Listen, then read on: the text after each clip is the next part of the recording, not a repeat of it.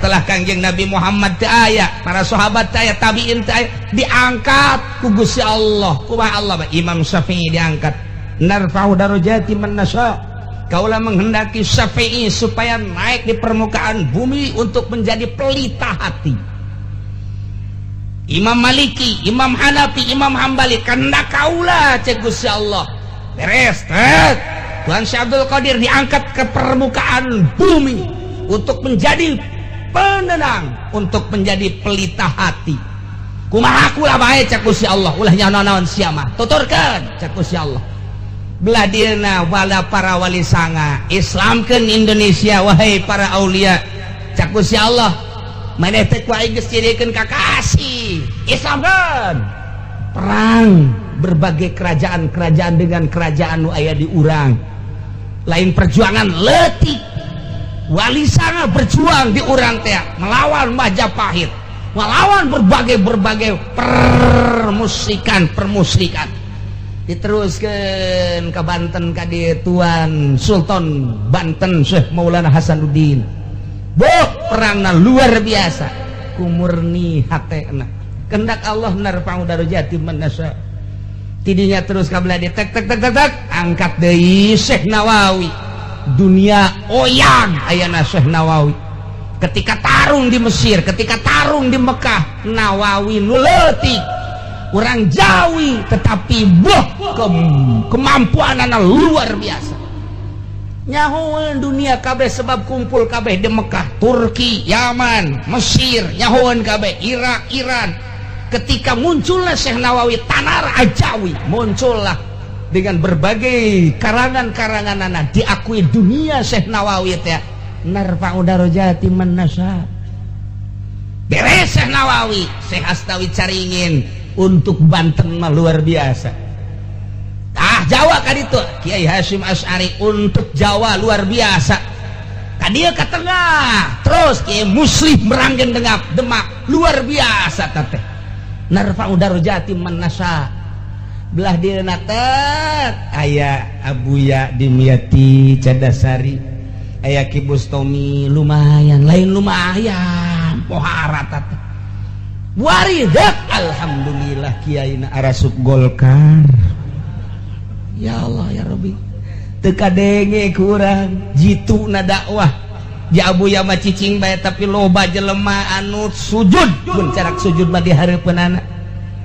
Di dieu almarhum ja biasa bae kadeuleuna mah tapi masyaallah aya sabaraha puluh mungkin ratus asup Islam di leungeun almarhum. Coba eta biasa bae horenganan melalui batin tadarru jeung tafakur ka Gusti Allah. Memang saatna model kitu. Nah, nu mantak Gusti Allah teh mere cara dakwah teh disesuaikeun jeung kaayaan kaumna. Kaum Kangjeng Nabi Musa guaraga ilmu sihirna dibere Kangjeng Nabi Musa tongkat anu ngaleuwihan tina sihir. Kangjeng Nabi Ibrahim lantaran najamin ahli perbintangan, Kangjeng Nabi Ibrahim dibere meluluhkan perbintangan. Kangjeng Nabi urang Kangjeng Nabi Muhammad jarago jasa sajana, jarago jasa bahasana ahli sastra orang Arab teh turun Kangjeng Nabi diberelah Al-Qur'an. Di zaman Kangjeng Nabi Sulaiman jelema teh mengagungkan harta saat eta dibere harta nu berlimpah Kangjeng Nabi Sulaiman untuk meluluhkan umatna.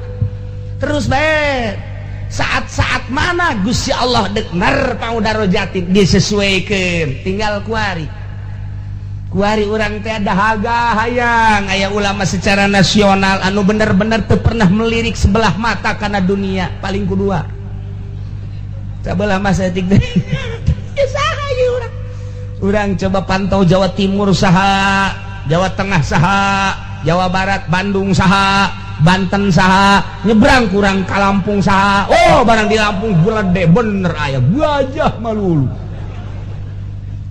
Nyebrang orang ke Kalimantan, orang nyaho di Sambas teh didinya teh wah pabrik wali-wali Allah.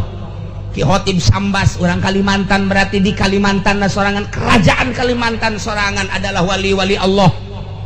Teropong kurang kuari ke Kalimantan, mana wali-wali Allah na? ulah carita wali heulanan ulama anu muncul anu narfa'u darajati man nasanu ku urang kadeuleu ku mata kasat urang mah heulanan can aya. Malaysia orang nyebrang kadinya setik di Malaysia coba baheula teh aya Habib Abdullah di Malaysia teh anu ketika kahuruan jadi deui tokona teh pateuh kuari. Nah ieu di Malaysia nyebrang urang coba ka ditu ka Thailand jadi Thailand teh aya pengarang amil di Thailand eta nu kurang dibaca teh eta amil lamun lawamil pinah wibiatu amilin pan karangan lain urang Indonesia eta teh urang Thailand coba deuleu ku di Thailand cangcing guari coba eta pan lain lalagaan dibaca pan ku urang ya Allah ya Rabbi dimurodan ku Syekh Nawawi nyebrang urang ka Korea kuyak malulu di Korea terus nyebrang dunia urang ningali sekup letik sekup gede mana kuari ketika aya Osama bin Laden pohara dunia ngageter dunia teh aya Saddam Hussein kitu emang Allah mah nyieun tokoh-tokoh teh anu bakal ngagempur kafir teh ngageterkeun dunia. Ketika naik Saddam Hussein jelema nu lahir ke alam dunia ku simpati-simpatina dingaranan Saddam Hussein sanajan kuarina eueuh kumisan jeung kunyin Saddam bae. Sabaraha ribu saat eta 1000 manusia di dunia nu terdeteksi langsung dingaranan Saddam Hussein. Nang saha eta simpati kitu lamun lain nang Allah moal bisa dijorekeun ku Amerika jelekan jorekeun tetep bae kaluhur bae. Sebab naon melawan kafirnya dengan perekonomian dilawan ku persenjataan siapun jasa eleh menang lain urusan Allah nu boga urusan. Berlanjut datang ka kuari nu mantak apakah kuari peperangan Irak jeung Amerika teh bisa dicicingan ku Amerika teu bisa satu jengkal tanah Irak tidak akan diberikan kepada Amerika kitunya nama tak sumpahna satu jengkal tidak akan bisa selama masih kena ada manusia-manusia di Irak tidak akan diberikan cena-cena nanya kedutaan bikin aja untuk kemaslahatan nyieun nyanakan di itu dan lain sebagainya gedung-gedung dan lain sebagainya pertahanan apa lagi ya cek orang Irak tidak masalah kayak di bom ya kok kami tenang beta orang Irak tak boga kos gitu Masya Allah iyalah negara 1001 malam Vina Panduwinata tong kos itu mah nyete siapa tuh nyaho sarige ya mana ya ataina Ibrahim ala qaumihi narfa'u darajat kami ngangkatkeun darajat manasa ka jelema nu kami dikehendaki inna rabbaka hakimun alim sanyana pangeran anjeun Muhammad maha bijaksana dina dadamelanana alimun maha uninga bi khalqihi terhadap makhlukna rusak kuari dunia khususnya Indonesia kehendak Allah ulah bingung kehendak Allah kabeh tenang urang salat kehendak Allah kabeh ge alimun maha uning hakimun maha bijaksana jalamun ku Allah diendeukeun mah aya hiji jelema nu gagah meureunanan siap ngalawan bangsa-bangsa nu brutal anu brengsek atuh mah kawasa Gusti Allah ngan henteu bae heurana encan wayah engke mah geus wayah mah keluar ti pertapaan nyana langsung aya di luhur awang-awang kaula cek manehanana ieu adalah turunan Ki Sempar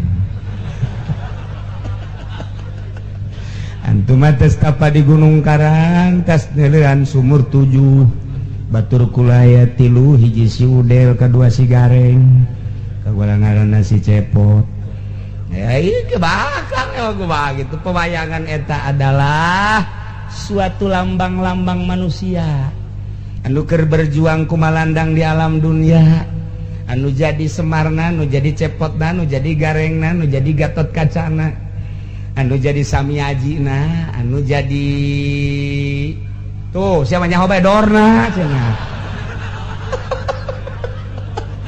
ese tok nonton mah sekarang itu bae cenah kieu nya aing mah nyaho ge di kitab campur jeung nongton setik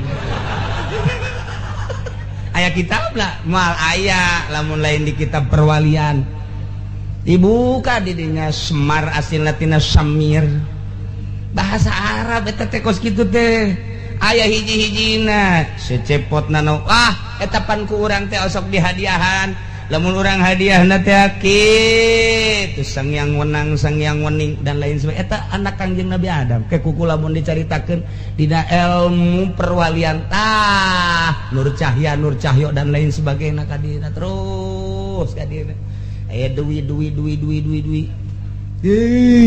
eta kan dibedakeun ngaranna doang anak Kangjeng Nabi Adam na diganti ngaranna terus Kangjeng Nabi Sis kan diganti ngaranna ieu teh dek diasupkeun kana perwayangan jang naon jang ngalambangkeun manusia-manusia nu hirup Ki Haji anu ngredit ieu contona Ki aya contoh-contoh dilambang-lambangkeun masyaallah teman-teman kudu nyaho engke cara-carana ieu sinom ieu kinanti ieu terus kabelah dia